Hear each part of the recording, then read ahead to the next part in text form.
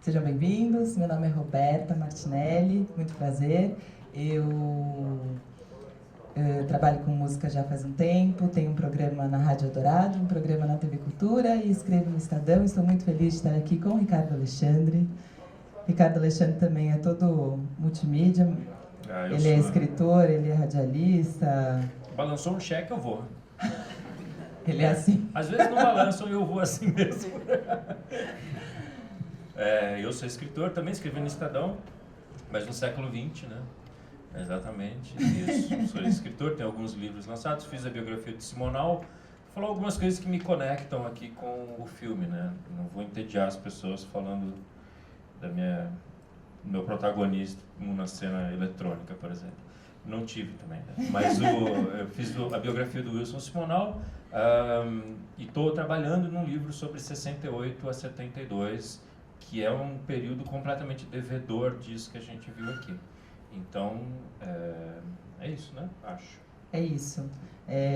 O Alexandre Matias, que é o curador de música do Centro Cultural, chamou os diretores do filme também, é bom avisar, né? E eles não podiam, infelizmente, nessa data, por isso nós dois estamos aqui. E a gente pode falar mal deles. Super. Alguém tem alguma Aí a gente edita na parte, né? Não podemos. Depois a gente jamais falaria nada. Grande Calil. Bom, acho que todo mundo estava aqui, todo mundo assistiu o filme, a gente... eu acho que a gente podia começar do começo do filme, que tal? Quando que já abre com um ponteio, com um ponteio sendo ovacionado e num programa de televisão, e logo depois o Solano Ribeiro falando sobre como ele fazia esse festival, pensando... não, era um programa de TV, eu pensava na música, não tem nada a ver, depois é que tem uma história que surge desse momento, mas eu fazia pensando que eu tinha que fazer um programa de TV muito bom. E duas coisas me vêm na cabeça quando eu vejo isso, relacionando com o que a gente vive hoje, um cara com um pensamento desse, a gente tem que fazer um programa de TV muito bom, aonde isso foi perdido, né? E em outro momento também, Edu Lobo com um ponteio ali no começo e sendo ovacionado de uma maneira que também é uma coisa super... Nossa, sabe? A música brasileira tendo esse protagonismo em 67. Jogo pra você já. Então, eu acho que eu vou apavorar, então. O que eu penso vendo essa cena, eu pensei numa coisa vendo essa cena, que é pouco ortodoxa, na verdade. O que eu pensei foi o seguinte: os nossos programas de TV musicais hoje também querem fazer bons programas de TV. Né? Eu tenho certeza que o diretor do The Voice, ou o diretor do... como é que chamava? O Superstar, ou do Fama, ou do seja lá o que for, ele estava imbuído do mesmo senso de missão do Solano Ribeiro, que era fazer um bom programa de TV. O que eu acho que acontece, tá? Ele está aberto para alguém me desmentir publicamente, que a gente fazia uma televisão, a gente fazia arte, a gente fazia comunicação para 0,5% da população brasileira, né? Então, quando a gente fala que a Elis e o Jongo Trio eram um sucesso no meio universitário, a gente precisa lembrar que quando teve a reforma universitária em 68, 69, a gente estava falando de 2% da população brasileira, né, que tinham acesso ao vestibular, à faculdade, né? A gente teve um fenômeno desde os anos 90 para cá, de uma inclusão de muita gente no mercado de trabalho, no mercado consumidor especialmente, né, com a filosofia de que qualidade de vida é crédito, né? Então as pessoas começaram a comprar muito mais, certamente sem a educação, sem o preparo, e tento falar isso da maneira mais despreconceituosa possível. As pessoas, com a mesma educação que tinham, começaram a comprar. Isso significou uma grande oportunidade para as gravadoras, para as rádios, para as emissoras de TV. Então a gente tem hoje uma arte que atende os desejos mais superficiais das pessoas, que não são as pessoas ou mesmo extrato que consumiu o Edu Lobo. É um pouco chocante. Meu pai acha que o Edu Lobo era um ídolo, né? Porque ele assistia televisão na casa do vizinho, mas assistia, e era uma pessoa, era um artista próximo dele. né? Mas o Edu Lobo ainda assim falava para a população brasileira que tinha televisão, né? Era um corte muito específico. Eu acho que há essa distorção. Eu acho que a coisa já era ruim naquela época, não é hoje. Você acha que a partir do momento em que a TV começa a chegar em várias casas e aí... Anos 70, né? Intelsat, essas coisas. E aí começa, você acha que aí que continua igual a produção? Eu acho que o Brasil continua igual. O Brasil continua querendo coisa ruim porque é o que ele tem acesso. O Brasil continua tendo um gosto médio de pessoas que não tiveram acesso à educação e não tiveram acesso à formação básica. Não sabem quem é o Edu Lobo para ter esse sabe? Não, olha, isso lembra Edu Lobo. Cara, nem sei quem é Edu Lobo, entendeu? Como assim? É uma relação mais superficial do ponto de vista formal. Não quero dizer que as pessoas tenham menos conteúdo, não é isso, estou dizendo da forma. E isso sempre foi o querido. Entretanto, a gente lembra do Edu e do Roda Viva e aquelas camas de vocais do MPB4 porque é o que teve registro na história, né? Então a gente acha que o Brasil era melhor, ou a música brasileira era melhor. Eu não acho que a música brasileira fosse melhor, mesmo a música industrial, a música feita gravada e tudo. Hoje eu acho que a música brasileira é muito melhor. Entretanto, eu entendo que em termos de meio de comunicação, houve uma ampliação do público espectador. Minha questão mas com a ampliação do público espectador, você falou, as pessoas não descobriram o Ponteio e Edu Lobo porque a TV não mostrou? Ou, entendeu? O que vem primeiro nesse momento? Ou porque a TV chegou em muitas casas, a TV parou de mostrar isso? Em que momento isso acontece com a televisão, sabe? Porque sim, eu vejo quando The Voice, Superstar e essas coisas, tem o mesmo pensamento do Paulinho aqui, quando ele fala que tinha os personagens, né? Eu preciso de um mocinho, eu preciso de um vilão, eu preciso de uma heroína nessa história. Que é o que acontece com esses programas, entre parênteses, ditos musicais, que são, na verdade, reality shows. Mas essa criação de personagem, você acha que isso na televisão já vinha, é o mesmo pensamento de lá até aqui e não mudou?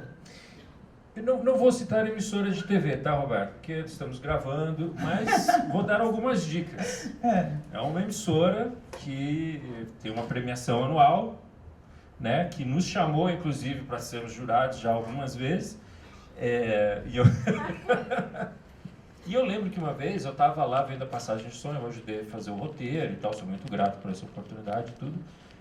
Mas para mim era muito claro quando entrou o Tom Cavalcante fazendo homenagem aos Mamonas Assassinas. E eu fiquei pensando, o tanto que eu pago na mensalidade da TV a cabo, eu fiquei pensando, cara, não é possível que só isso tenha audiência, sabe? Eu acho que essa ideia de que é preciso ser ruim para ter audiência, aí que eu acho que é o perigo, sabe? E sabe aquelas séries tipo de CDs baratos que vendiam nas lojas americanas, assim, que as capas eram sempre horrorosas, com aqueles recortes assim na cabeça que da pessoa desenhada, a pessoa sempre ficava assim, chanfrada na capa, assim. Por que o cara faz uma capa daquela? Se ele pode fazer uma capa melhorzinha. Eu entendo que é isso, cara. O cara acha que para ter altas vendas precisa ser ruim, sabe? Isso eu acho que isso é um erro. A gente vive num planeta onde o Dark Side of the Moon vendeu 30 milhões de exemplares. A gente vive num lugar onde um país onde a música mais popular de todos os tempos é Detalhes, que não tem nem refrão, sabe? A história desmente essa ideia de que o ruim é mais bem sucedido, né? Eu até entendo que a gente precisa ter ganchos. Eu trabalho com comunicação, você também, né? A gente não pode chegar pro povo e falar, aqui as minhas 20 músicas que ninguém vai entender porque eu sou mais sofisticado que todo mundo. Não é isso. A gente precisa ter ganchos para trazer as pessoas, né? Mas quem já teve a oportunidade de lidar com direção, acionistas, superintendentes, eu estou caricaturando aqui, tá? Mas é um pensamento, é uma nuvem que paira nessas reuniões, de que para dar certo precisa ser de baixa qualidade. Isso é verdade. Isso é verdade. E aí o que acontece? Quando a gente tinha um público menor, uma TV menor, a gente não queremos atingir o público universitário, 2% da população, porque aí os anunciantes vão chegar. Olha que legal, os anunciantes vão chegar. Só que a lógica da mídia é tão louca no Brasil que a emissora com mais qualificação é a Globo. Para todas as pesquisas de qualificação, a Globo tem o maior público e a maior qualificação. Isso é um absurdo, isso é um câncer, entendeu? Eu gostaria muito que alguém, um jovem jornalista com mais ânimo do que eu, estudasse a história da MTV. Porque a MTV foi o único caso no Brasil que não tinha audiência, mas operava no azul. Porque eles conseguiram convencer o mercado de que, não, a gente tem pouca audiência, mas os nossos poucos são formadores de opinião, a gente consegue espalhar. Não estou nem dizendo que eles fizeram direito esse trabalho, tá? Mas o que eu estou dizendo é que eles conseguiram convencer o mercado e fazer um negócio que, numa época que já era a época do axé, né, digamos assim, do sertanejo, do free-boy, de todas essas coisas, com esse discurso de que aqui a gente tem pouca audiência, mas a nossa audiência espalha mais a sua marca do que o resto. Isso eu acho um grande momento. Desde que eu comecei a trabalhar com TV, acho que a coisa que eu mais escuto é que música não dá audiência, e por isso não tem por que fazer um programa de música. E aí eu penso no porquê a Globo resolveu pegar os seus programas e transformar em um reality show para mudar isso de alguma maneira. Eu tenho o prazer de conhecer o Solano Ribeiro, ele trabalha comigo na cultura, e ele, até hoje, ele quer fazer um festival. Ele acha, a gente tem que fazer um festival, porque isso sim ia ser muito importante para a música hoje. E eu sempre falo, Solano, eu acho que um festival em 17 não ia rolar. Isso que aconteceu em 67, acho que não ia ser possível trazer isso para cá. A competição, a torcida, tudo isso, apesar de 67 ser um ano que politicamente também era uma loucura, essas músicas todas passaram por censores antes do festival, né? E o Paulinho ia lá conversar com cada um deles para mudar a letra e para resolver isso ou aquilo. E acho que 67 era esse ano que antecede 68 e tudo que acontece em 68. Ainda acho que era um ano mais calmo, mas eu fico pensando, né, que era um ano que, com toda essa loucura política, é um ano de muita criação, e eu não tenho como não tentar... Obviamente, em 2017 as coisas são muito diferentes e está tudo muito mudado, mas a gente vive também um momento em que qualquer coisa acontece, o que acontece com essa plateia, né? Que é uma plateia que quer berrar e quer gritar e quer ter voz ativa. Então, acho que eu não tenho como não relacionar 67 com 2017, fazendo as devidas mudanças históricas de tudo, né? Eu acho que vale a pena um contexto histórico aqui, antes da gente avançar. Eu adorei você ter puxado para 2017, mas eu acho que convém um contexto histórico que talvez o filme não tenha, que é o seguinte: 67 tinha duas forças grandes acontecendo ali, né, para que resultasse nisso que a gente viu. O primeiro era a era da TV, né, a música na era da TV, que sucedeu a música na era do rádio, né, que era e os artistas do rádio morreram todos, com exceção do glorioso Calbi Peixoto, que conseguiu fazer a transição, porque ele era um cara visual, né, conseguiu passar para a era da TV. Todos os outros morreram, acabou. Então a gente teve ali na primeira metade dos anos 60 a televisão, na televisão, a música na televisão. Os artistas eram contratados, eles recebiam salário. Até para entrevista eles recebiam salário. Até para entrevista, exatamente. Então eles contratavam, sei lá, o Som 3, né? E aí o Som 3 recebia um cachê para aparecer em 4 programas no mês, e um extra para aparecer no 5º, e assim sucessivamente. Isso naquele momento. E esse momento de glória desse formato é 66, 67. Em 67...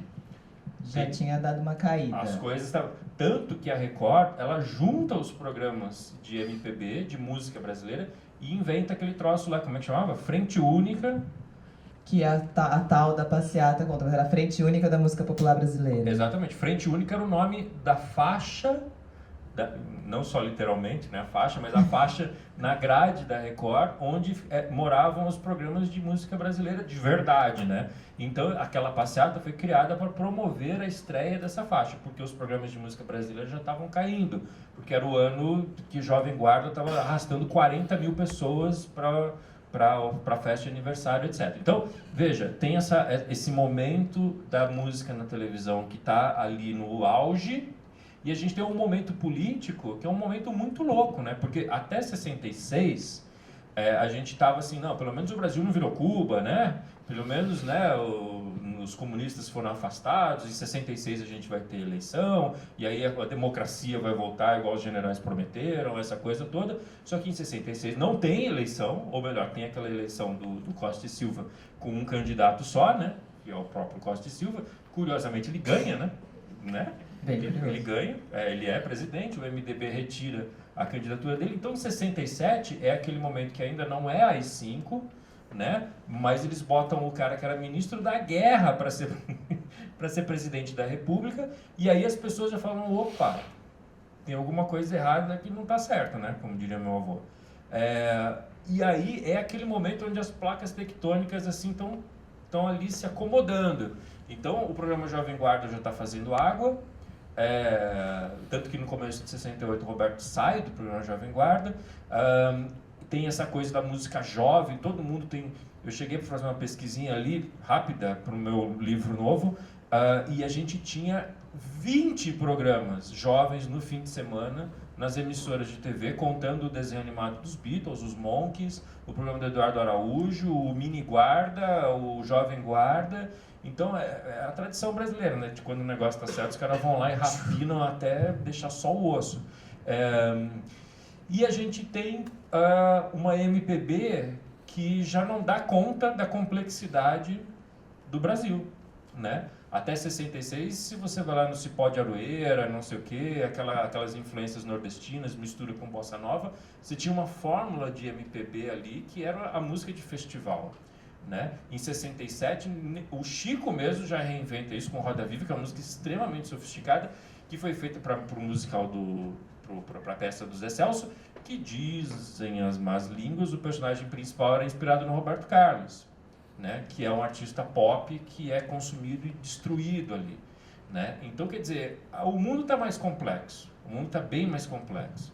E o Festival de 67 ele acontece nessa confluência de águas ali. E acho que, super, e não, esse negócio da Frente Única que você falou, acho que explica muito, o Gil tá na passeata, né, porque aí a passeata vira contra a guitarra elétrica, mas muitos eu acho que estavam na passeata porque era o lançamento dessa Frente Única, por causa do programa, exatamente. E porque estavam querendo valorizar a música brasileira contra essa tal música americana, então ficava essa disputa, o que explica, o Gil fica, não, eu tava lá por causa de Elis, né, joga logo a culpa na Elis, não foi a Elis. O Sérgio Cabral, eu acho que é o que fala, não, realmente é idiota e não sei o quê, mas eles estavam lá por isso, né? Por isso a Elis estava lá. Contratados da TV e viam e falaram, meu, vai ter o lançamento dessa faixa única aí e tal, eu vou nela. Alguns perceberam a roubada que era isso, né? Claro, porque não tem muito sentido o Gil estar lá e logo depois ele aparecer com os Mutantes no festival, meses depois. Meses depois. Tipo, 2 meses depois. Agora, isso muito... é curioso, né? Porque muito provavelmente, muitos dos que foram para a passeata, nos bastidores, devem ter falado, vamos lá, cara, ninguém vai lembrar disso, né? Estamos nós aqui 50 anos depois falando disso. E o Caetano orgulhoso que não foi, que ele ficou na área no Hotel Danúbio, ele deixa bem claro que ele não tinha tem... dentista no dia, ele inventou essa história aí depois, né? Bom, e falando nisso, feito o contexto histórico, a gente pode relacionar com 2017 de alguma maneira? Eu acho que é bom, né? É sempre bom. Eu acho também que é o seguinte, né?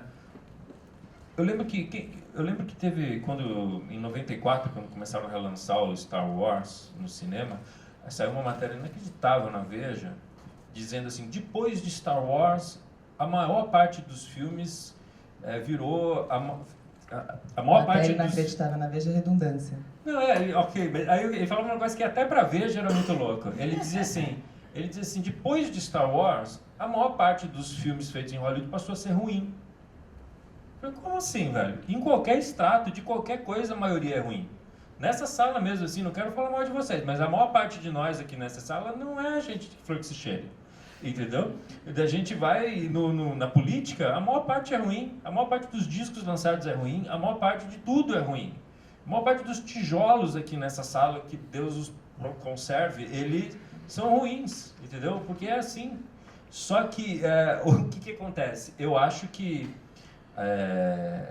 a gente tinha um funil muitíssimo apertado, até a explosão da internet, até a explosão da possibilidade do próprio artista expor o seu material. Então, assim, a gente hoje, já tivemos essa discussão várias vezes, a gente até hoje, hoje a gente não tem sequer o funil do diretor artístico, que é aquele cara que vai dizer assim, não, ó, você tem talento, meu filho, mas essa capa não dá, ou essa roupa tá louco, ou esse refrão precisa repetir, né? Então, hoje, o próprio artista pode se comunicar e a gente tem, então, uma situação onde nós somos inundados de música como a gente não era em 1967. Em 67 a gente tinha vários funis até chegar nesse funil aqui, né? É claro também que a gente não pode deixar de dizer, temos que ser honestos aqui para dizer que não é todo ano que o Chico Buarque, o Caetano, o Gil, o Tom Zé e o Roberto Carlos estão começando, né? Não é assim. Mas então a gente teve uma coisa do acaso ali que foi muito grande, mas é um acaso que não é tão incomum, porque alguns anos depois a gente teve o Raul, Secos e Molhados, o Belchior, o Fagner, e depois o Cazuza, o Renato Russo e o Júlio Barroso, tudo começando, o Chico Sainz e começando tudo ao mesmo tempo. Então não é uma coisa tão espantosa assim. O espantoso é como as coisas se organizaram para que 50 anos depois a gente esteja ainda rendendo tributo a isso aí. E agora acho que a gente podia mudar pro artisticamente, falando disso tudo, que está super relacionado, né? Afinal, ele já pergunta pro Caetano, você faz tudo isso aqui, colocar uma guitarra elétrica é um ato político? E ele fala, sim, é um ato político eu colocar uma guitarra elétrica aqui. Mas eu acho que até os festivais anteriores, a maioria das músicas, os compositores mandavam as músicas e escolhiam algum cantor.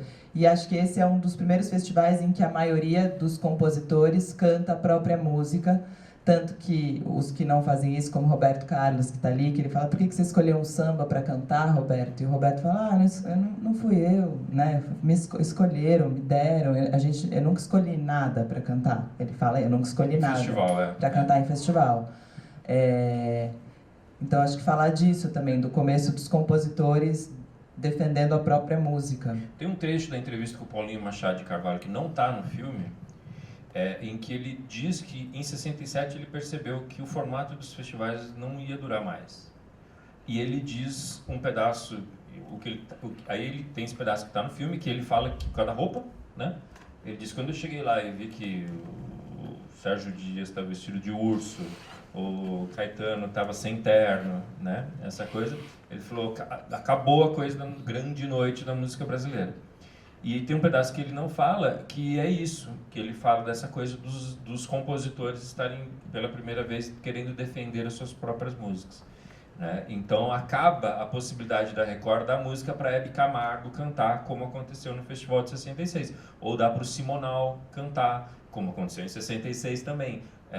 Então ali, porque lembrando sempre, era um programa de TV com o elenco da Record cantando as músicas de acordo com a cabeça do Solano, né? Aí ele chegava, falta um berimbau aqui, falta um rock ali e tal, então ele distribuía ali de acordo com isso. Em 67 não, a gente tem vários autores, né, defendendo a sua própria música. Em 66 a música era a banda, mas quem cantava era a Nara.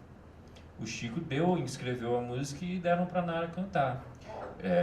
Em 67 o Chico já canta a sua própria música, o Edu Lobo canta a sua própria música, com a Maria Medalha, tudo bem, mas e aí o Caetano canta a sua própria música, o Gil canta a sua própria música. Era um negócio, um rompimento ali muito, muito evidente, né? Era um rompimento evidente e eles... É engraçado ver o Caetano ali cantando Alegria, Alegria, que eu fico vendo ele, eu acho ele tão menino no palco, né? Ele não tem ainda a postura do frontman naquele momento, mas ao mesmo tempo ele já é um cara super articulado, eu acho, nas entrevistas. Ele sabe o que ele está falando o tempo todo, Caetano, desde moleque, eu fico pensando, porque quando as entrevistas, que é aquela coisa louca também de TV, que a TV tem uma coisa viva que ela perdeu também, a vivacidade da TV, que é o cara fumando, ele está dando entrevista, ele passa o microfone ali, vai ali falar com outra pessoa, fica de costas, você fica olhando aquilo, aí um passa. Outra pessoa pega e fala junto. Aí Caetano sai, a Nara entra no lugar, ninguém pergunta nada pra ela, ela fica lá parada, não entende por que ela tá lá, aí ela começa a conversar com a amiga, é uma coisa... A TV estava lá mesmo para registrar o que acontecia, diferente de hoje que as coisas acontecem para a TV quando acontece uma coisa dessa. As pessoas estão paradas, olhando para a TV, ninguém passa atrás, tem um cara segurando, ó, não vai passar que tá gravando. Tem esse... Tem, mas acho que vale, antes de você continuar o seu raciocínio, também esse parênteses histórico de que esse momento dos musicais era o momento em que a Record tinha um teatro, né? E eles cobravam ingresso, aparecia tijolinho no jornal ali, né? Hoje, Hebe Camargo, vai ter o Simonal, a Nara e não sei o quê. Então as pessoas compravam ingresso para ir... Em 67 a Record não só tinha o Teatro Paramount, que é o... Isso, que... Tinha o Teatro... Meu Deus... Tinha o Teatro Record Augusta. Isso. E tinha lá no aeroporto, que tem um estúdio gigantesco, e tinha mais um teatro que eu não lembro qual é. Tinha o Na Consolação. Consolação, né? Isso aí.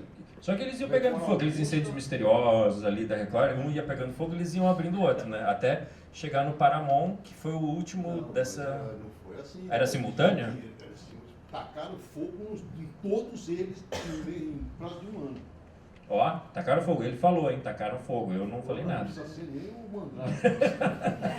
Mas enfim, aí o que acontecia? A Record era uma emissora de TV, sim, mas ela era também uma produtora de shows.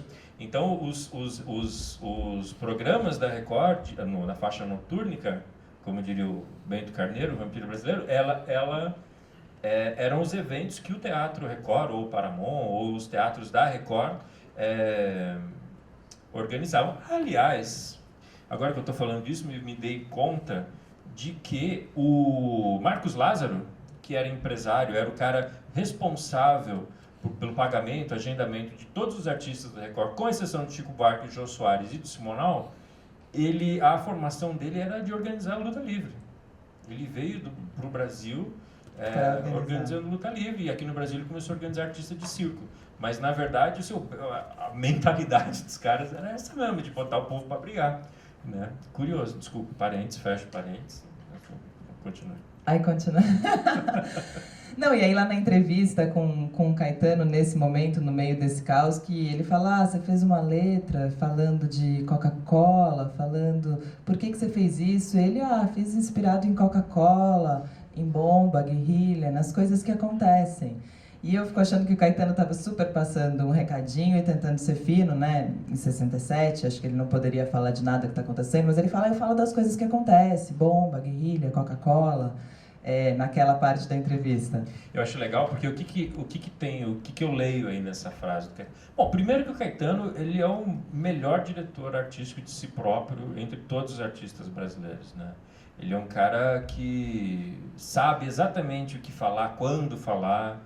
Às vezes ele fala um pouco demais, né? Mas, na verdade, assim, via de regra, ele sabe a hora de falar, a hora de sumir. Mas ele tá em todos os filmes de música, não importa o gênero, ele tá em todos. Mais do que tem o o Nelson Caetano. Motta. Outro dia eu vi você viu aquela eu não lembro quem escreveu, não lembro quem fez, que era um garçom entrando, opinião do Caetano, quem pediu. Mas aí, o que acontece? A gente tinha uma música jovem brasileira, que era aquela realidade sendo jovem do interior, do namoro do portão, do passeio em volta da praça e de sonhar com um carro possante, né? Uma realidade, né? E a gente tinha a música folclórica ali, né? Ou melhor, música de inspiração folclórica. muito ligada às tradições nordestinas, aquelas temáticas todas, que era a música dos universitários. Então a gente tinha a música do proletariado, a música das colegiais, que era o Roberto, o programa Jovem Guarda, etc. E a gente tinha a música dos universitários, que era uma coisa essencialmente ligada a essa visão esquerdizada da vida e tal. E o Caetano está falando assim, cara, nenhuma delas fala comigo, entendeu? Ele faz uma música que, na verdade, é um caleidoscópio pop, ele empresta o bordão do Simonal, né, Alegria, Alegria, e ele começa a costurar um caleidoscópio pop de um cara andando pela rua, né, na verdade. O que ele vê na banca de jornal, é o que ele vê nas fotos, nas vitrines, essas coisas. Ou seja, é um cara que ele está percebendo que o mundo está se ultra fragmentando, as realidades estão... Não é à toa que é no final dos anos 60 que se cunha o termo pós-modernidade, né? O Caetano já é um cara que tem uma proposta de pelo menos ali naquela letra em específico, de construção artística pós-moderna, numa época ainda muito demarcada, né? É um rompimento muito grande ali, né? E o nome aqui, acho que de tudo que está acontecendo, é Invenção 67, o ano que muda tudo. E eu acho que o que muda tudo aqui, o que mudou tudo aqui, foi um disco dos Beatles que os caras ouviram ali. Esse foi, eu acho, o começo de uma inquietação que o Solano mostrou o disco, ou o Zusa mostrou o disco, cada um conta de um. A gente nunca vai saber quem é que estava com o disco e quem mostrou o disco. Mas que o Solano e o Zusa mostraram o disco pro Gil e pro Caetano. Posso contar essa historinha? Pode. O Sgt. Pepper, ele sai em junho, aqui no Brasil em julho, né? O festival é de setembro a outubro. Então conta a lenda, que não é mais lenda, né? Todo mundo confirma essa história, de que o Solano recebe o disco e ele chama o Gil e o Caetano na sala do Zusa, para mostrar o Sgt. Pepper para eles. O que acontece ali? Só uma retaguardazinha. Os Beatles, eles eram, enfim, a maior banda do mundo já fazia tempo, os maiores vendedores de disco, que costuma ser uma raridade, né? Um grupo com status tão grande também ser um grande vendedor. Só que aqui no Brasil, a Jovem Guarda pega os acessórios dos Beatles. O cabelo, o terno... a invenção dos Beatles, a ideia de renovação, de ousadia, de freewheeling que os Beatles tinham, os caras até hoje não entenderam. Eu entrevistei vários artistas da Jovem Guarda para o livro que eu estou escrevendo, e para mim a frase mais legal de todas é do Renato Barros, do Renato e os Blue Caps. Ele falou assim, cara, a gente encarava os Beatles como os diluidores do verdadeiro rock and roll. Então eles estavam todo ano, eles vinham com uma diluição maior ainda, cara. Violão, cara, como assim violão? Yesterday, corda, tá tudo errado isso aí, isso não é rock, sabe essa ideia? Isso não é rock. Quando vem o Sgt. Pepper, eles falam, acabou, aí daí não sai mais nada, né? Então o rock brasileiro, o iê brasileiro, olha para o Sgt. Pepper e fala, não, passa a fita, como diria a polícia, né? Passa a faixa aqui, não tem mais nada para ver aqui. Quem vai entender o Sgt. Pepper são aqueles rapazes que vinham ali da classe B do Fino da Bossa, do Essa Noite Se Improvisa, caras que estavam tentando construir a sua carreira ali na música brasileira, como Caetano, como Gil, e nesse momento o Zusa e o Solano, a gente, né, divide assim para não ter briga, chamam os dois e eles falam assim, cara, a gente gostaria que tivesse alguma coisa assim no festival. Essa é a pedida. Aí reza a lenda, isso é a lenda mesmo, porque o Caetano não confirma isso, de que eles ficaram contando as lendas ali em torno do Sgt. Pepper, que já tinha um negócio da capa, e do Peter Blake, e o não sei o que e tal, e uma das coisas que eles contam é Lucy in the Sky with Diamonds, né, que seria a LSD, né, e eles saem dali fazendo piada, porque o Caetano era um cara que não usava drogas, né, nem bebia, era um careta, né, caretano, né, as pessoas chamavam ele carinhosamente. E tanto que o primeiro verso de Alegria, Alegria é sem lenço, sem documento, né, sem LSD, né, que seria uma referência ao Lucy in the Sky with Diamonds, né. Mas enfim, aí o que acontece? Esses caras, eles entendem isso, e o Gil abre mão de inscrever Frevo Rasgado, que era a música que ele tinha pronta para inscrever no festival, e inscreve Domingo no Parque. Só que o Gil tinha acabado de participar da passeata ali do negócio, e aí vocês conseguem entender esse contexto do cara estar num momento da vida assim, ele falou, será que eu vou perder tudo que eu conquistei até agora? Compus já para Elis, compus não sei o que tal, para não ganhar nada, né? Na verdade, o dilema do Gil, que é o pano de fundo do filme é esse, é um dilema quase que profissional, assim, sabe? Eu vou perder tudo que eu fiz até agora para entrar nessas loucuras aí de negócio de Sgt. Pepper aí, que eu nem sei onde vai dar esse troço, né? Muito embora aí o Caetano contextualize, fala que musicalmente ele já estava muito adiante disso, mas ali profissionalmente o cara entrou num parafuso, né? Ele falou, e agora? Né? E o Caetano, que era um cara que tinha muito menos a perder, ele vai lá e escancara. O curioso é o seguinte, agora vou contar coisa da pesquisa do meu livro. Eu entrevistei o Liminha.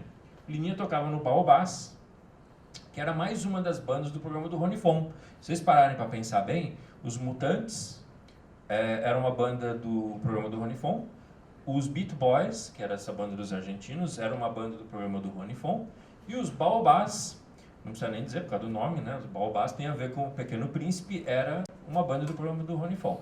O Caetano sai do Alegria Alegria como um ídolo nacional, né? Vira um poster boy, ele vira um ídolo, ele vira o próximo Roberto Carlos, e ele tem que montar às pressas um show de rock, porque ele virou um artista pop.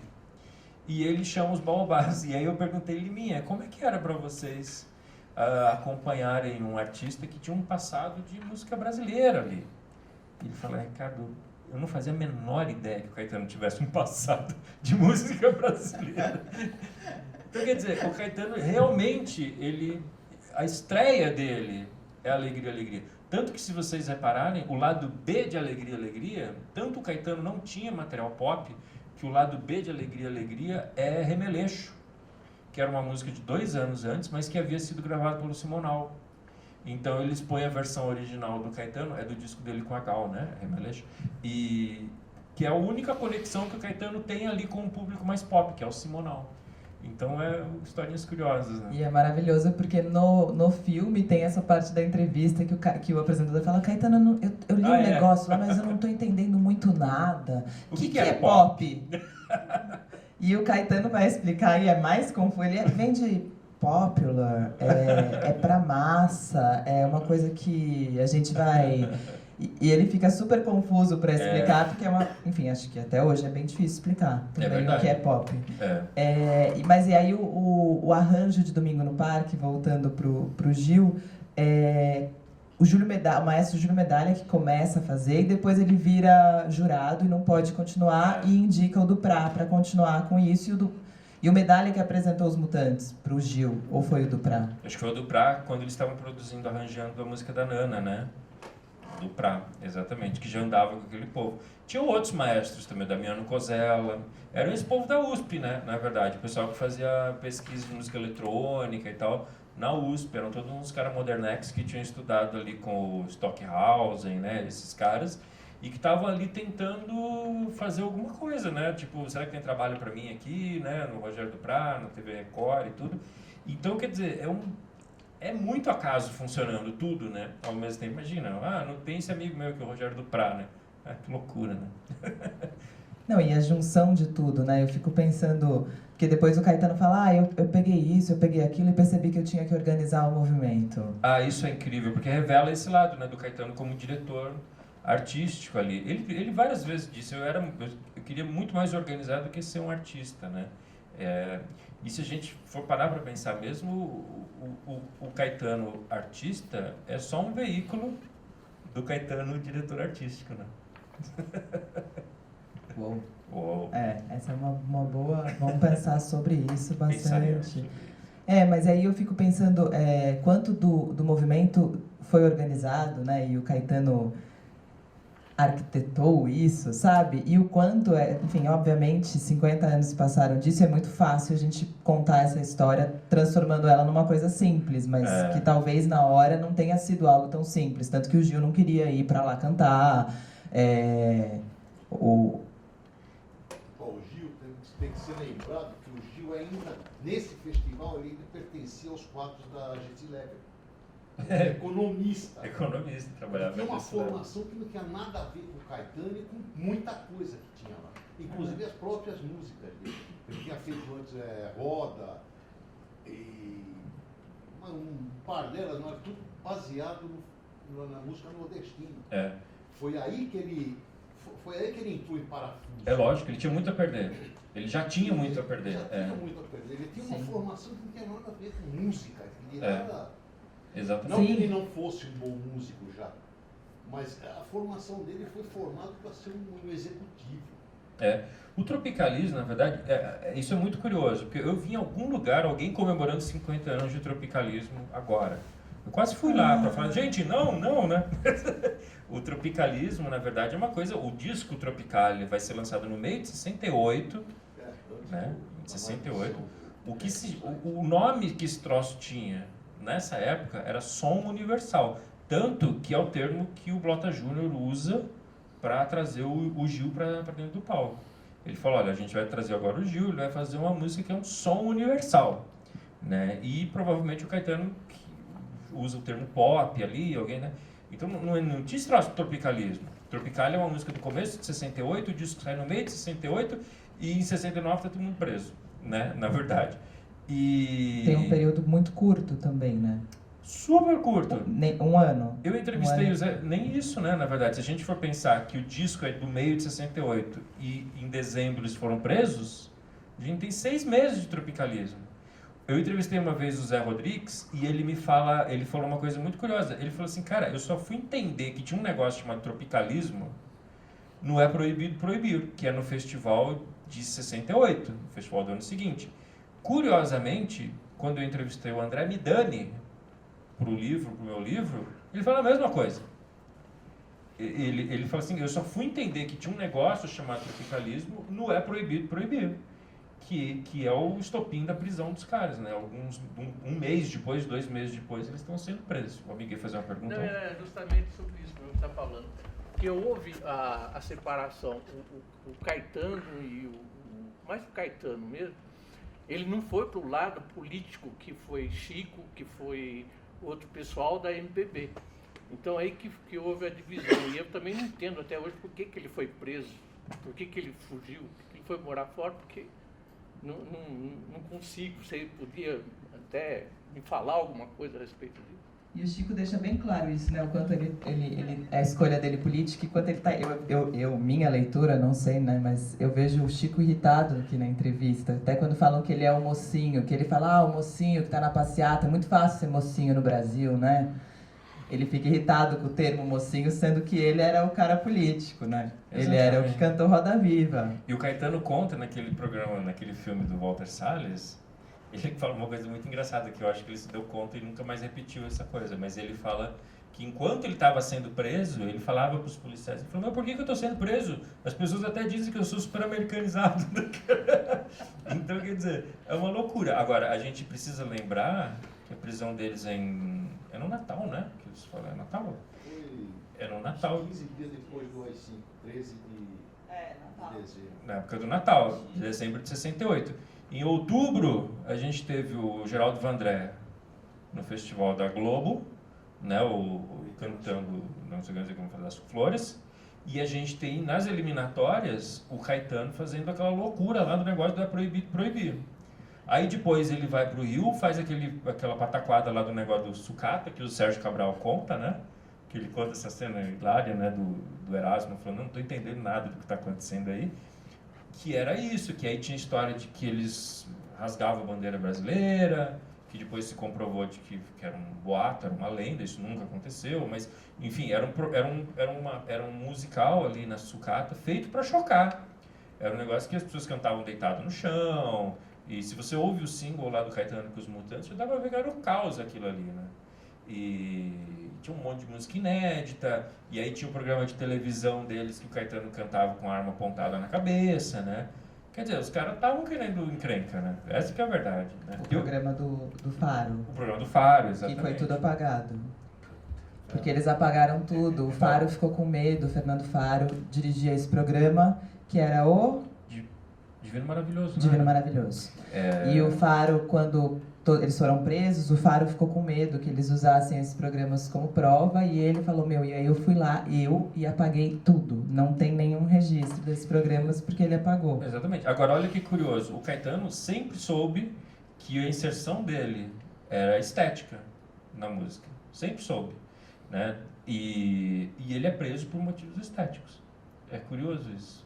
Porque se vocês forem em política como são em estética, olha lá. Estamos fritos, Isso é curioso. Estamos perdidos. E agora, um outro dado de como o mundo é movido pelo acaso, quando eu entrevistei o Midani, eu falei assim, André, você não estava percebendo que isso ia dar merda, cara? Esses caras?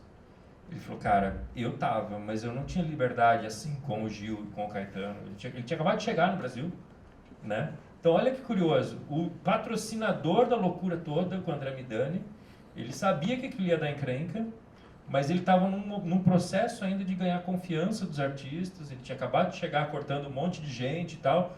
Ele falou, eu fiquei olhando de longe, assim, aquilo. Tudo que eu fiz, ele falou que ele se aproxima do Gil e do Caetano mesmo depois da prisão, quando ele vai lá, arruma contrato internacional para eles e começa a mexer os pauzinhos para viabilizar a vida dos caras. Mas até nisso, a história foi feita pelo acaso, né? Um diretor artístico que tinha todo o poder, talvez a obrigação, de dizer, para com esse negócio de apontar arma para a cabeça, que isso não vai dar certo, ele deixa rolar. E é um momento mais louco do Brasil, né? Em termos de música, um artista pop que era capa de revista e tal, fazendo a quantidade de loucura que eles fizeram em um ano, assim. Mas era importante pro momento. Nossa, super importante. Ainda bem que o Midani, nesse momento, não freou eles. E não sei se seria possível também, não sei se eles parariam. Espero que não. É difícil de dizer, né? Mas a gente tá falando de 68, né? 68 era o ano em que o mundo tava pegando fogo, né? Aí a gente já tá falando de 68. É um ano que, por exemplo, o Simonal, que era o artista mais fora dessa discussão política possível, ele faz um show chamando as pessoas para marchar contra o racismo, dirigido pelo... não esqueci o nome, vou lembrar depois. Com trechos dos discursos do Martin Luther King no telão, assim, falando para as pessoas, a gente quer isso aqui igual na passeata dos 100 mil no Rio, sabe? Tipo, o mundo tava pegando fogo, assim, cara. A Simonal também foi até taxado de fazer acordo lá com o pessoal do AI-5. Tem um livro bom, hein? Entregar. Pra você ler sobre isso. Lá. Entregar o povo. Editora Globo. Mas sim, era um momento todo de convulsão, né? Ele ficou até um pouco separado depois, ficou assim, tirado desse grupo de EPB, desse pessoal que fazia sucesso na época, ele ficou taxado de dedo duro.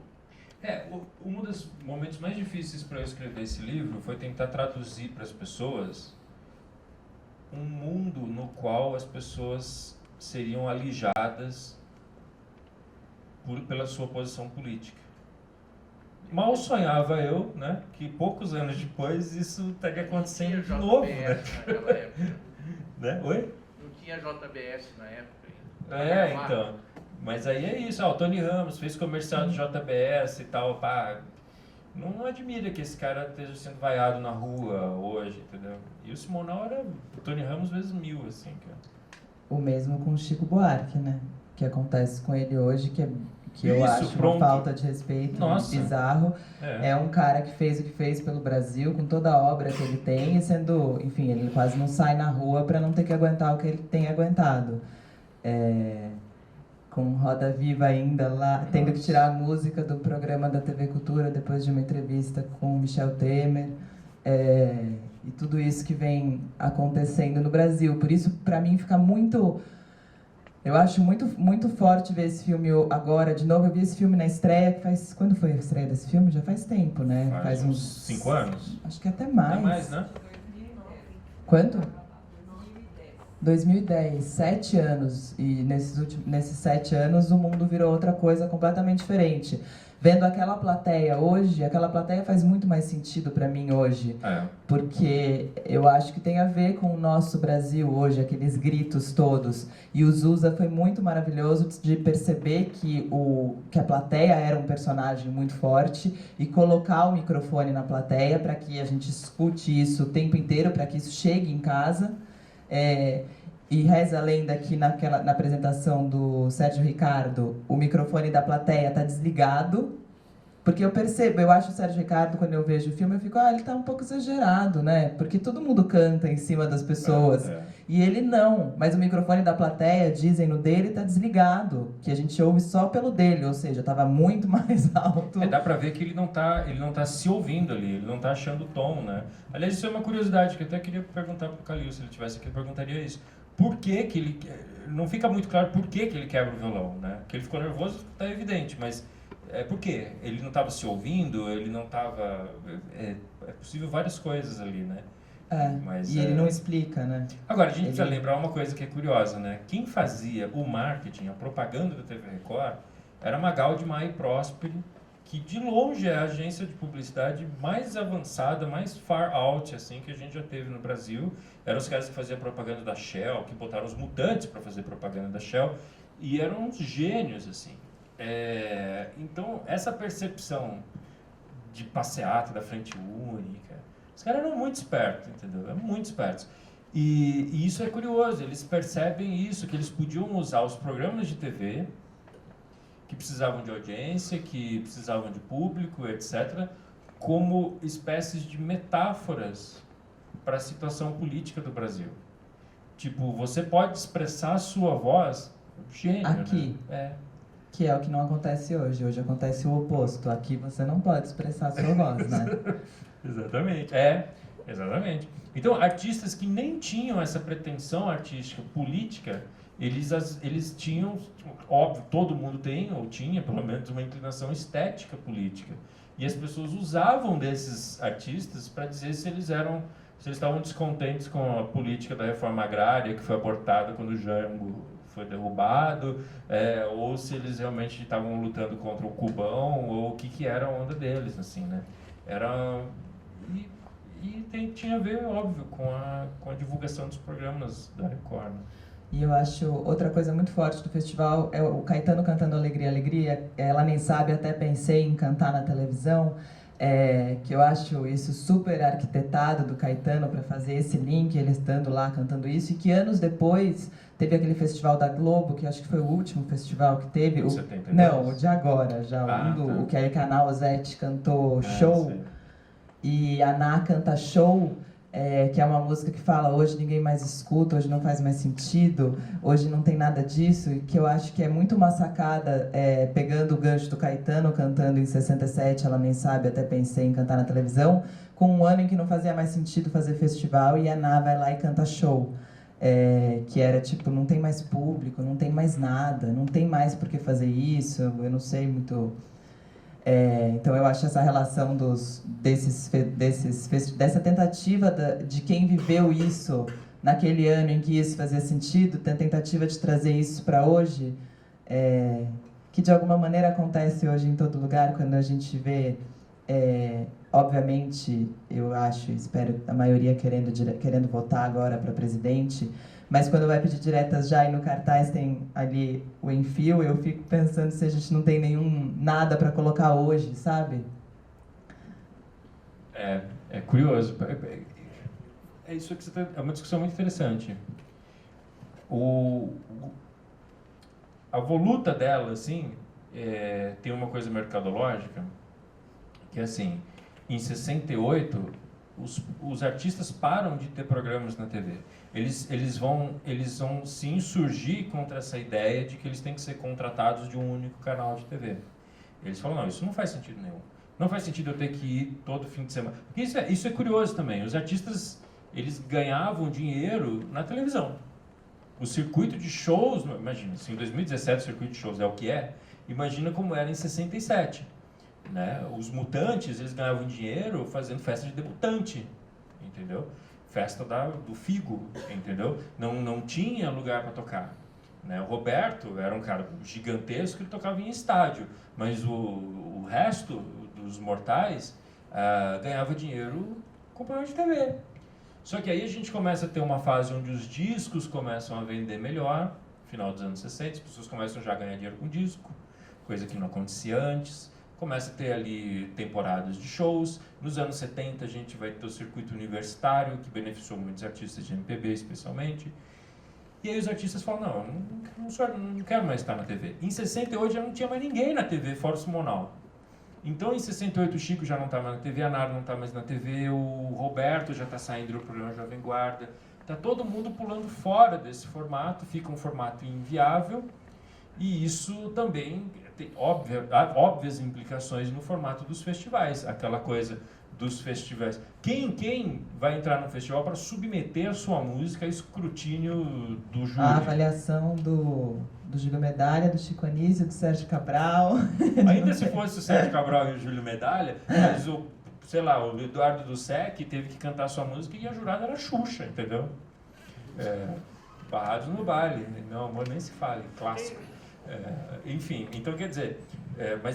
E é engraçado, porque eu apresento um programa com o Júlio Medalha na TV Cultura, que é um festival de música clássica, né? E que ele faz hoje, e que é de jovens talentos, enfim. Ele tem esse formato até hoje. O Júlio gostou do... Você está falando de ganhar dinheiro na época, os Mutantes, eu não sei se você sabe, deve saber isso, os Mutantes ganhavam dinheiro também, que eles eram patrocinados por uma fábrica de amplificador chamada Westfalia, que é lá em São José, era em São José dos Campos, e eles faziam desfiles, né? Quando tinha desfile, cidade interior tinha muito isso, cidade. Então tinha desfiles e eles vinham em cima de caminhão tocando com os amplificadores do Westfalia. E tinha feiras também lá no interior, que eu moro lá até hoje.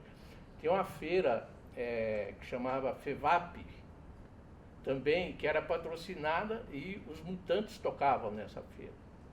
Então também era outros... É uma história muito triste, assim, dos Mutantes, na verdade, que era, na minha opinião, talvez a maior banda de pop rock da história do Brasil, que não se viabilizou. Na verdade, a grande verdade é essa. É uma banda que por 5 anos tentou instalar no Brasil um mercado alternativo e tal. É especialmente triste se você for lembrar que a última vez que eles entraram num festival foi em 72, o ano do Raul, cantando Mande um Abraço Pra Velha, e a letra falava assim, imagina... a gente num festival sem caretas e a luz do sol, né? Era o sonho deles, assim. E dali uns meses eles já estavam se separando porque não conseguiram. É um retrato um pouco triste do Brasil. Assim. E eles estão muito felizes nesse festival, né? A cara deles é tipo, eles estão, né? O Arnaldo tá... E o apresentador vai lá falar com eles e fica, qual é teu nome, né? E aí ele, eu sou o Arnaldo, aí tem a Rita, tem o Sérgio. Aí o Gil logo pega para explicar quem eles são, porque o Gil estava preocupado, estava com essa questão. Antes que eles falem alguma besteira, deixa eu resolver. Ele vai lá e fala, olha, eles são uma banda, o Rogério me apresentou, são super talentosos. É muito bonitinho. Essas cenas todas de bastidores, eu acho que é a coisa mais linda do filme, assim, né? Porque tem justo esse aspecto de bastidores e tudo, e porque é muito mais raro, né? O programa a gente sempre acha ele, né, pelo YouTube, passou bastante na TV, o programa em si, mas os bastidores é muito E o Roberto legal. faz aquela piada, ela chama, a gente entrevistei várias vezes ali, Nossa. Mas agora tem aquela piada que você fez ali na Jovem Pan, eu queria que você fizesse de novo, só que ela estraga, né, porque não podia falar que era uma piada, né. E aí ele fala sério, aí ela, eu sabia que era uma piada. O Roberto tinha um programa na Rádio Jovem Pan nessa época. Então, assim, tipo, tudo em casa ali, né, a Jovem Pan era do Grupo Record, né. Ainda é? Não, né? A Record é do Bispo Macedo. É isso. Exatamente. É da família Machado. A passagem de Carvalho, do tempo, né? A passagem do tempo aí. As coisas poderiam melhorar, né? Outro dia eu vi um meme, parênteses, que é quando eu falo que as coisas ainda vão piorar, é um medo, não um desejo. Isso. Porque toda vez que você fala isso, parece que dá aquela piorada. E aí no final ganha o Edu Lobo ganha com ponteio, que a piada do Roberto era justamente essa, né? Quem me dera agora tivesse a viola para cantar, e o Sérgio tinha quebrado o violão ali no começo. E ele até fala no filme o Sérgio fica falando, eu não sei muito porque eu quebrei aquilo, eu até falei com um psicólogo, né? Ele fica meio, um psicólogo ou psicanalista, não sei, mas acho que eu tava... Enfim, era uma coisa muito viva, né, ao mesmo tempo, porque hoje isso não acontece. Eu acho que o que acontece hoje é que os formatos de televisão tentam reproduzir uma coisa viva que, obviamente, não tem mais em nenhum programa desse. Então, porque você vê o Caetano se transformando, ele entra morrendo de medo, as pessoas começam a gostar, ele começa a ficar muito feliz, e ele vai ficando muito feliz, e no final ele tá assim... Tem algumas coisas ali no filme que é um parêntese dentro do seu parêntese, então é um colchete, né? Isso. De que não é muito claro para mim quais números musicais são das eliminatórias e quais são do anúncio dos vencedores ali. Então, eles misturam... Dá para ver que às vezes eles já anunciam o cara já como vencedor, ou seja, aquele número foi tirado do final do programa, e às vezes como concorrente. E também falta explicar no filme de que foram semanas de eliminatórias antes, né? Isso talvez não esteja muito claro para o espectador casual. Não, porque tinha muita gente, né? Tinha Martinho da Vila... Isso, exatamente. Que estavam eram 4 eliminatórias, e aqui é o final, a final já. É uma noite em 67, né? É só uma noite. Então, por exemplo, faz. quando ele fala, quando o Gil tá passando mal, para mim não é muito claro se ele tá falando de algo quando ele que estava passando. ou ali. É verdade. Porque a repórter chega para ele e fala, ô Gil, você tá bem hoje, né? Não é que ela fala assim, você tá legal e tal. Será que ela está querendo dizer que na outra vez que ele se apresentou, ele não estava bem? Não está muito claro isso. Meu amigo ia fazer uma pergunta lá. Do programa, pelo menos que apresentou no filme, os cantores eram só homens, só a parceira do Marília Medalha. Era mulher. E ainda tinha ícones E do ainda... MPB, como a Elis, a ela Gal estava Costa. também. Elas estavam. Só que elas também. estavam antes do programa e foram eliminadas? Elas foram eliminadas. A Elis foi eliminada. A Elis foi até quase, né? Acho que a Elis estava na, sei lá, segunda, terceira eliminatória, e ela até passou para a próxima fase e depois não chegou na final. Ela cantou nesse dia. Só que classificou do Roberto Carlos, o Caetano, o Chico. Mas eles não mostram as 12 finalistas? Não mostram. A Elis classificou-se. Eles mostram o Sérgio Ricardo, mostram do Lobo. Que eles mostram que não foi para a final, o Sérgio Ricardo. Por causa da história. Tá vendo? Às vezes é bom perder a cabeça e quebrar violão também, que você pode aparecer no filme de 50 anos depois sem ir pra final. Fica uma lição para todos. Eu também, assim, fiquei curiosa com o depoimento do Nelson Mota, quando ele fala da vaia no início do Caetano. Eu não percebi tanta diferença, assim, pelo que ele falou, eu entendi que ia ser uma vaia e depois eu não percebi muito essa diferença. Ele fala tanto da vaia, né? E ele fala muito forte que eu acho que realmente você espera mais vaia do que foi, mas talvez seja esse o caso. Talvez seja em outra apresentação. Na primeira apresentação. Foi na primeira apresentar os 5 finalistas. Porque naquele momento as pessoas... Esse festival inteiro. Então, foi na outra eliminatória, não nessa que a gente viu. Não é que na edição, eu acho que esse programa ao qual o Nelson se refere não deve ter registro em vídeo mais. O que tem registro em vídeo é a final, que é isso aí. Então é possível isso. Isso é um outro fenômeno que acontece no documentário do Simonal, né? Todo mundo fica falando do show do Sérgio Mendes no Maracanãzinho. Eles usam um show que é o do filme do Domingos de Oliveira, que não é o do Sérgio Mendes, mas na edição fica parecendo que fosse. Esse filme é um filme que tem que assistir realmente várias vezes, principalmente depois desse debate, para que aí a gente comece a se atentar a pequenos detalhes e vai unindo que realmente existiu outras etapas, né? Porque assistir assim, realmente de primeira, se eu saísse daqui, somente tivesse assistido, eu ia ficar meio, oi, o que aconteceu? Eu ia ficar com várias dúvidas. Mas aí, eu escutando o debate, depois eu vou assistir novamente, eu vou ter outro olhar, outra percepção em relação ao filme. E agora pensando nisso também, de que são várias eliminatórias e a gente vê outra, dá vontade de ver realmente a do Nelson Mota com a vaia do Caetano no início. Porque Pois aqui é, ele né? não é vaiado, aqui ele já chega super feliz, um pouco desconfiadinho. Ele chega, mas ele vai ganhando confiança, mas as pessoas já sabem cantar. A primeira apresentação que ele faz é porque eles fazem a apresentação das todas as 12 músicas classificadas. Na primeira, ele recebe uma vaiazinha ainda bastante poderosa. Mas quando ele entra classificado, que aí é depois da entrevista, ele entra classificado, você vê que ele entra mais dominando Mais a coisa. seguro. Mais seguro. Daí ele falou, agora já ganhei E o Sérgio Ricardo já tinha sido vaiado, aí ele muda o arranjo para tentar não ser vaiado. O apresentador, para tentar conter a galera, fala: olha, gente, ele mudou o arranjo, agora é uma coisa totalmente nova. Só que ele também age muito. Foi meio amigo da onça ali, né? Não, mas ele também, ele fica. Ele já entra esperando, e ele é muito combativo com uma plateia que tá. Ele fica numa. Então vamos mudar a música. Vamos mudar o nome da música. Sem o menor jeito ali, né?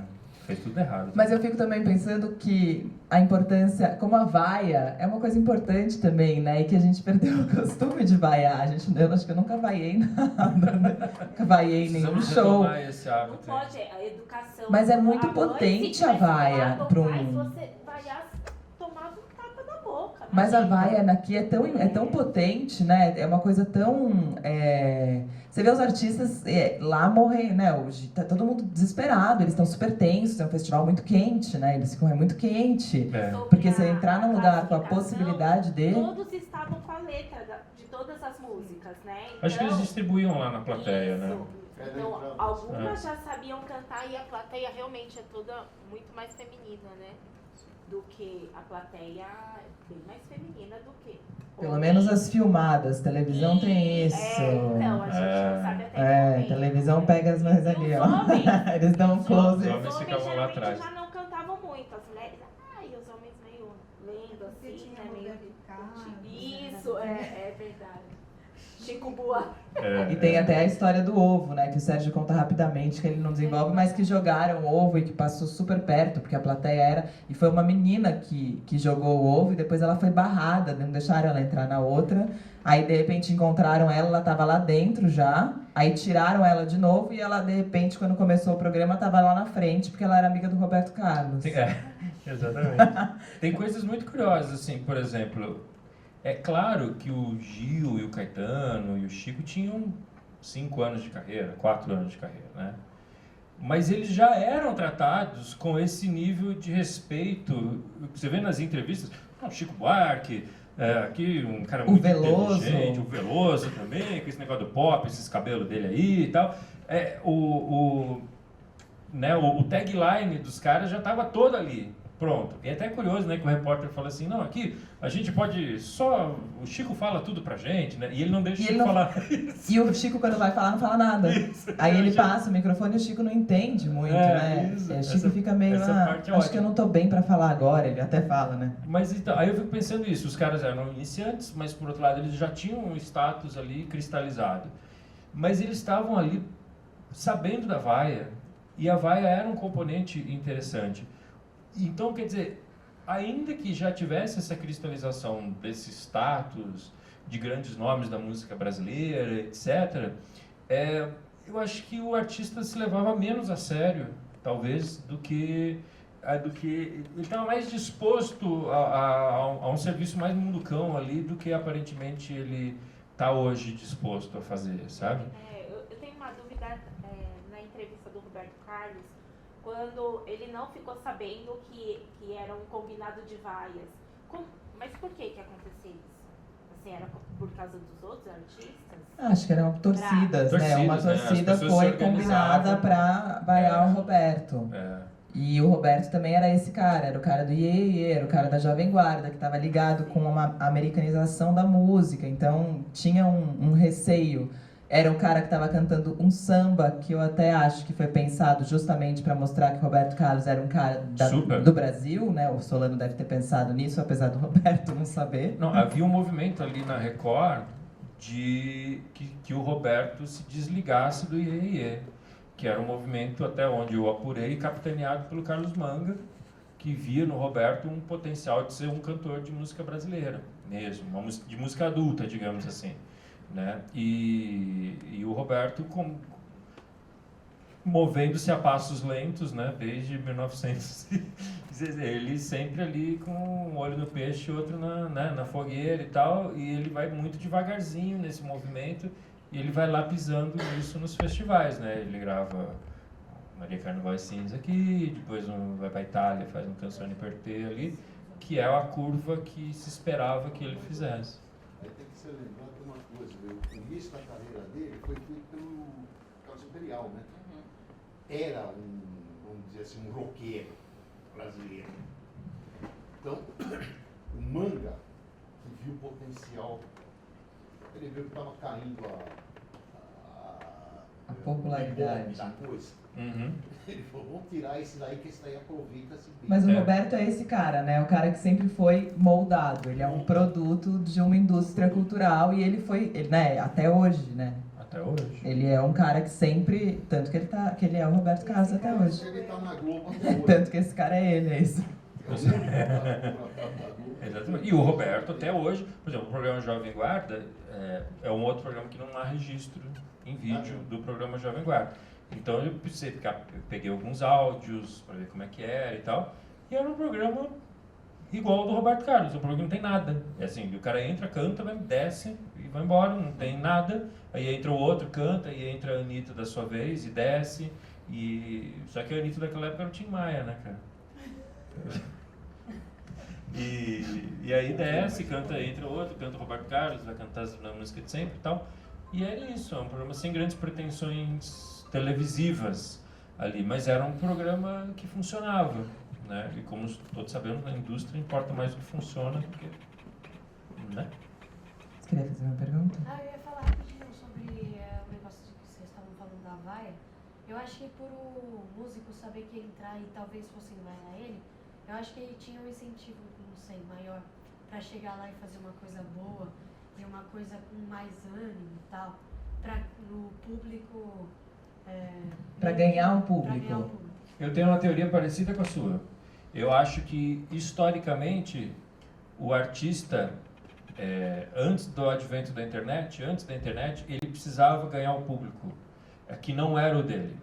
Então, historicamente, isso aconteceu. O artista tinha que encarar um público que não era o dele. Mas hoje ele também tem que ganhar um público na internet para conseguir que esse público vá até algum lugar. Sim, ok. Mas um duplo ganhar hoje. Quando o artista estava, sei lá, na danceteria nos anos 80, enfrentando uma plateia que estava lá para dançar, e de repente eram os Titãs, entendeu? Eles precisavam fazer alguma loucura ali para ganhar aquele público que não estava ali por causa dele. Nelson Mota falou, né? Ele não vaiou, mas ele estava gostando da vaia. Daqui a pouco ele mesmo batendo palma. Foi realmente... O Nelson Sabonete, é um negócio impressionante. Mas o que eu acho? Hoje, com a internet, você consegue chegar nas pessoas parecidas com você com mais facilidade. Então, se você gosta de... Tem muita gente eclética hoje em dia. Sim, mas hoje eu tenho minha banda de polka psicodélica cantada em Klingon. Entendeu? Você vai aparecer para as pessoas que gostam de polka psicodélica. Cantado em Klingon. E aí, de repente, eu estou dando autógrafo. Entendeu? Eu já começo a me sentir artista. Porque eu tenho o meu público, eu tenho os meus curtidores e tal. E aí é isso. Aí você tem fenômenos setorizados, de nicho. Mas para você conseguir levar uma pessoa para o seu show hoje, você tem que ganhar ela primeiro ali no seu nicho, na internet, para depois conseguir levar ela lá e ganhar ela lá. Você aí o Cícero faz o disco do Cícero, as pessoas falam, mas ele chora, entendeu? Porque não pode, eu concordo com você, eu acho que é isso mesmo, você tem razão. Não, mas eu acho que... O Roberto não concorda. Mas não é que eu não concordo, mas eu acho que hoje a gente tem um momento em que... É tão difícil para um artista conseguir chegar a algum público que você pegar um artista que, por exemplo, o Caetano lança um disco e aí toda uma crítica faz um negócio, tudo bem, entendeu? Mas se você pega um artista que já está batalhando para levar 3 caras no show e você vai lá e esculacha o disco dele, eu acho um pouco, sabe? Para que fazer isso? Não gosta, fica quieto. O silêncio dói demais também, entendeu? Já não precisa, além do silêncio, além da falta de público, você ainda lá e dá mais uma pisadinha, eu acho um pouco sádico, não sei. Eu não piso mais em ninguém, eu tô quieto aqui. Criticando tudo, eu acho que você pode simplesmente ouvir e deixar pra quem gosta elogiar. É. Porque as pessoas, ultimamente, tipo, tem muita gente que entra, por exemplo, no YouTube pra ver uma música e criticar. E lá pôr um comentário ruim, dar dislike. E eu acho que daria pra, tipo, apenas ignorar. Porque se você gosta de ir dar dislike e falar mal, é porque você realmente gosta de fazer coisa ruim pra essa pessoa. É jeito de você sangue não- ruim. Olha, eu vou falar que vou citar até Fábio Porchat agora, ó que ponto vamos chegar, mas vamos lá. Não, é que o Fábio Porchat falou isso, ele falou, quantas pessoas vocês conhecem que faz login pra xingar alguém? Eu não conheço quase ninguém, entendeu? Então a pessoa tem que ser muito chata pra fazer isso. Então não liga, tipo, se estão falando mal de você, é uma pessoa muito chata que se esforçou, foi lá, fez login pra falar mal. Gente, eu não faço login pra falar mal, nem pra falar bem eu faço. Antigamente, para você xingar um jornalista, por exemplo, você tinha que pôr uma carta no correio. E comprar o selo, lamber o selo, colocar na carta, pegar, andar 3 quadras. Então você pensava... Mas... Outro dia eu fiz quando eu tinha meu blog lá no MSN, eu escrevi alguma coisa e um cara me escreveu muito mal educado porque eu usei o plural de refrão. O plural de refrão é refrães.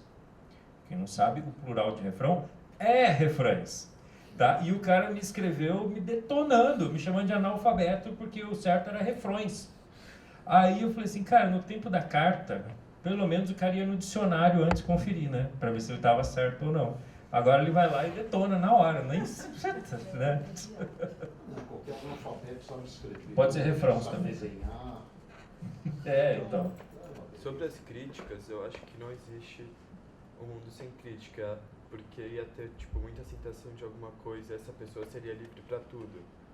Mas tanto a pessoa que faz a crítica quanto a pessoa que recebe tem que ser muito forte. Exemplo, uma pessoa faz uma crítica sem um conhecimento sobre aquilo que ele está criticando. Ela também vai ser muito criticada.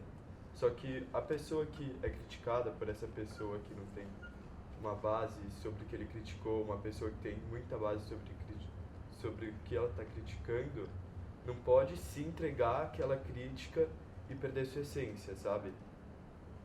Sim, é isso. Só que artista, em geral,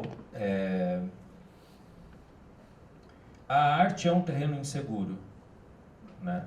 A vida é um terreno inseguro. A vida é um terreno inseguro. E a arte é a habilidade de você concretizar as inseguranças emocionais, políticas, filosóficas e tudo. Então a arte é um terreno da insegurança. Deveria ser, pelo menos, né? Senão é mercado, né?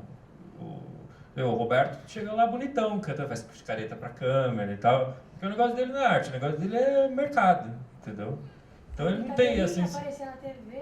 o negócio Ele sabe fazer isso muito bem. Ele sabe onde a conversar. câmera tá, ele dá uma olhadinha, ele Ele é um pisca, ele artista. olha, ele faz Ele tudo ali domina o bagulho. perfeito. Ele domina o bagulho. Diferente do Sérgio Ricardo, que perde a linha, as estribeiras, quebra tudo, entendeu? Ele tá lá mostrando uma música que ele fez, cacete, me escuta. Exatamente. Né? Agora, tem isso, quando a gente tinha um mercado mais pujante, maior, a gente tinha mais espaço para crítica, né? Porque que graça tem você ficar espezinhando os artistas hoje se os caras estão numa batalha desgraçada para conseguir gravar seu disco, fazer... Então, esse papel do crítico e tal, não perdeu um pouco da sua função ali, porque tá todo mundo numa batalha desgraçada, entendeu? Os caras ganham, tipo, mano, né? E então, mas eu acho que é importante. Eu acho que é importante. Essa discussão estética, quando ela é feita, bem feita, ela leva a arte para um outro degrau, assim, sabe? Quando ela é bem feita, né? Agora a gente tem que admitir também que a crítica brasileira, puta, né? Agora todo mundo quer ser crítico. Pelo menos pulverizou um pouco. Não, e eu acho também que o que a gente viu aqui e o que a gente vive hoje, esse público, que é esse público que grita, que vai, que berra, que quer, que não quer, que sabe, que não sabe, é um público que está passando por um momento político bizarro, que é o que acontece hoje. Esse público que entra na internet, xinga e grita e bloqueia e briga o dia inteiro, são essas pessoas que estão passando por um mundo também muito bizarro. Então eu acho que essa reação é uma reação comum de um momento político muito, muito intenso, né? Com muita coisa, em que o Chico Buarque não pode defender um lado, entendeu? Ele não pode, e é isso, enfim, que o Chico Buarque faz o que faz e vira o que vira. Eu escrevi na coluna do Estadão sobre o Chico Buarque no fim do ano, eu saí de férias, voltei, tinham 183 e-mails na minha caixa postal me xingando de comunista, porca imunda, que era para morrer eu, o Lula, a Dilma e o Chico. O problema é morrer feliz, do lado de gente decente. Mas junto, era pra morrer junto? Podia ser cada um de uma Acho vez. que era todo mundo. Mas eu fiquei tão assustada, porque eu saí de férias e assim, era uma coluna assim, falando 2016 foi o ano que aconteceu isso, foi o ano em que Chico Buarque foi hostilizado depois de ter feito... Era uma frase, mas era tanta mensagem que eu voltei de férias e falei, acho que eu quero tirar férias de novo, depois de ler esses e-mails, sabe? Eu não quero mais ler isso. Ainda bem que você não leu antes das férias. Ainda bem que eu não li antes das férias, senão eu ia sair chorando, né? Sobre as pré-vaias que teve quando o Sérgio ia se apresentar, abre aspas, injusto isso, porque limita muitas coisas. Ele poderia, que era uma nova base, não? Era um novo arranjo. Era um novo arranjo. Poderia ser incrível aquilo, só que as vaias fez ele se diminuir mesmo e acabar se entregando, se descontrolando e até mesmo destruindo o violão dele. E eu acho que isso ainda acontece até hoje, limitando muitas coisas. Exemplo, uma pessoa quer trazer uma coisa inovadora, tanto para o mercado quanto uma coisa inovadora ideológica, só que pelos padrões ou pelas padrões mesmo, coisas comuns, acaba limitando isso por ter essa pré-julgação tanto do público como dele mesmo, tanto na mente dele. Mas isso é algo que você tem que aprender, né? Porque isso é uma coisa que vai passar a vida inteira, e digo isso assim, se você está na escola desde pequeno, quando você vai fazer alguma coisa e as pessoas... É óbvio que a vaia naquele momento, você fala, gente, calma, deixa ele começar, vamos ouvir primeiro, né? É óbvio que vem esse sentimento, mas o Sérgio, naquele momento, como artista, no palco... Enfim, a gente tem que aprender a se controlar mesmo o mundo sendo assim, porque o mundo é assim, né? Não adianta muito. Mesmo tinha que saber como ele estava antes, né? É. O estado emocional dele, o que aconteceu por trás da pessoa, sem o artista, para acarretar toda aquela movimentação, aquele nervosismo, que nem ele até hoje, com a idade madura que tem, entende o que aconteceu quando ele no era Mas ele já ameaça e fala que hoje em dia ele toca piano. É isso, né? Presta Se pegar, atenção. com certeza ele... Agora, é evidente que o Sérgio não era o personagem adequado para aquela situação. Isso é claríssimo, né? E ele vira. Então ele vira um ícone. Ele vira daquilo o ali, personagem, né? Ele né? tá no pôster do filme, né? Ironicamente. Mas o fato é isso, assim. Ele é tipo que... o cara malvado. ele é o cara que entrou pra história por ter jogado um violão na plateia, né? E é engraçado, o Plauta já não machucou. Ele volta perguntando se machucou, porque não, exatamente. imagina se machuca alguém então ainda, né? Ele não... Agora, o Paulo Francis chamava os tropicalistas daqueles baianos que gostam de cantar na TV, né? E é verdade, os caras dominavam aquilo, né? E eles dominavam com um nível de sofisticação, de ousadia, que provocou inveja no Erasmo, no Roberto.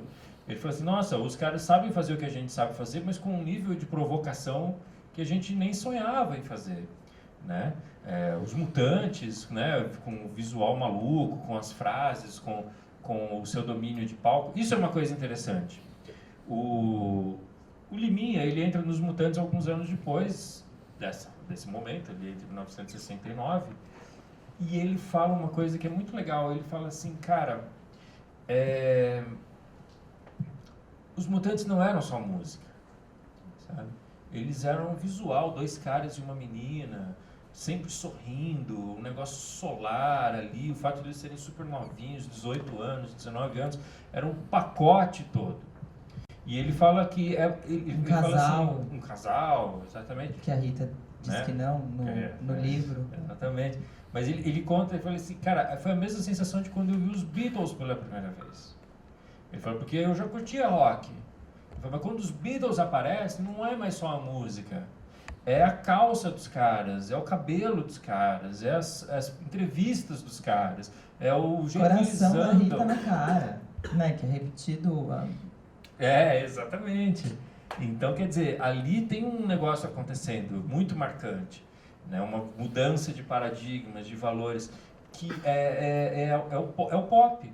O que é o pop se não assumir o mercado? A resposta estava do lado do Caetano e ele não achou ali naquele momento. O que é o pop? Putz, tá lá com o Gil. É assumir a coisa em larga escala, é assumir o mercado, tem a ver com a arte pop que existe desde os anos 50.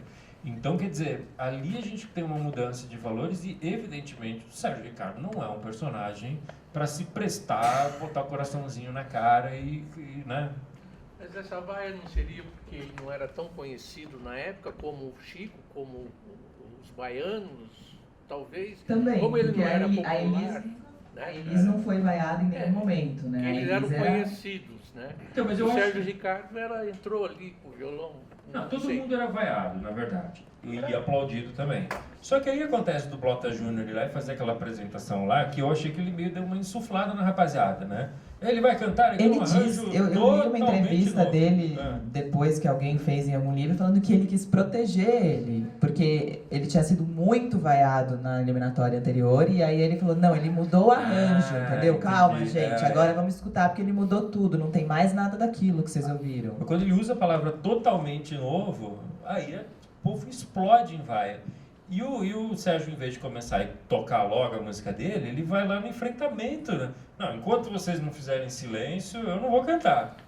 É pedir para as pessoas fazerem barulho, né? Total.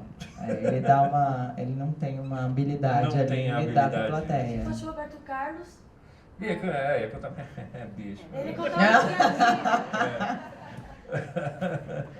Emoções. Só um detalhe, o Sérgio Ricardo, ele não era conhecido por aquele povo que estava ali. Quem acompanhava teatro e cinema, ele sempre Claro. Sim, claro. Arena contra Zumbi, foi aqui, Arena... Opinião. Ele já estava no... Deus do Diabo na Terra do Sol. O outro filme do Glauber. Terra em Transe. Terra em Transe. É bom. A música dele. Ele era um músico já bastante... Mas ele não era esse cara conhecido. Mas é esse o momento do festival em que os compositores passam a cantar a sua música, né? Que talvez se ele tivesse essa música defendida por alguma cantora, essa não teria sido a reação. E talvez seja essa a indignação dele nesse momento. Pode ser também. O que acontece? A música deixa de ser só música. Essa que é a verdade. E que isso é muito doloroso, eu suponho. Não sou músico, mas para músicos que, cara, não nasceram para isso. Outro dia eu vi alguém falando que jornalista também precisa ser empreendedor. Com essa discussão ali da terceirização, né, toda. Não, agora você precisa ser empreendedor também. Você tem um vasto caminho para empreender, ser pessoa jurídica, não sei o quê. Mano, então tem que ter 2 profissões, na verdade. Tem que ter a sua profissão e tem que ser a profissão do empreendedor. E quem simplesmente não nasceu para isso, cara. É muito cruel isso. E eu fico pensando que talvez esse seja um cenário desse filme, cara. Eu sou músico. Então, o Machado de Assis era empreendedor de quê? Era jornalista e escritor. Mas eu fico achando que... Porque eu fico vendo, né? As crises nos meios de comunicação, no jornal, no rádio, na televisão, em todos os lugares. E muita gente fala, não, mas eu faço isso e meu trabalho é fazer isso. E essas pessoas estão saindo, sabe? Eu fico vendo ali, essas pessoas estão saindo, porque realmente, hoje, o músico é o cara que tem que fazer tudo. Tem que fazer tudo. O jornalista tem que fazer tudo. É o que... essa crise do mercado fonográfico, essa crise dos meios de comunicação, eu acho que os músicos saíram muito bem da crise. Para eles, chegou primeiro a crise do mercado fonográfico, para eles rolou tudo isso primeiro. Eles arranjaram um meio de sobreviver, de lançar disco, cada um faz de um jeito, cria um selo, ou lança na internet, ou lança sem lançar, enfim, tem 1000 maneiras e cada um tem a sua. E eu acho que eles souberam sair super bem disso. Obviamente, ainda para ganhar dinheiro são 1000 outras questões, ainda mais para um compositor hoje. Mas o jornalismo, a televisão, o rádio, passa pela mesma coisa agora e não sei o quanto isso está se resolvendo, porque eu fico vendo os grandes meios com a internet, com tudo isso, eles fecham as coisas. Tipo, vou fechar, só vai ler quem é assinante, só vai assistir quem paga, só vai não sei o quê. Só que eu não vejo ninguém com vontade de assinar por causa disso, né? Eu vejo só que as pessoas vão procurar um outro jeito, porque você entra, tá bloqueado, tchau, né? Tchau, ninguém fica lá mais de 10 minutos para resolver como é que entra. A gente tá vivendo hoje no mundo líquido, então o que não deu ali rapidamente o outro vai suprir a necessidade desse. E assim vai indo, a gente vai mudando, a gente não tem mais aquele tempo de ficar esperando, poxa, né, eu vou assinar. Não, não deu certo. Próximo.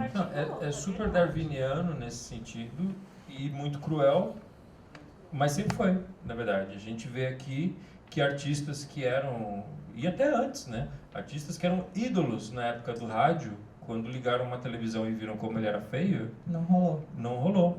E aí acontece a mesma coisa, que temos músicos, mas agora não é mais músico, agora você precisa saber se vestir, você precisa saber dar entrevista, você precisa dar pirueta e ter o coraçãozinho no rosto. Topa aí, Sérgio Ricardo, né?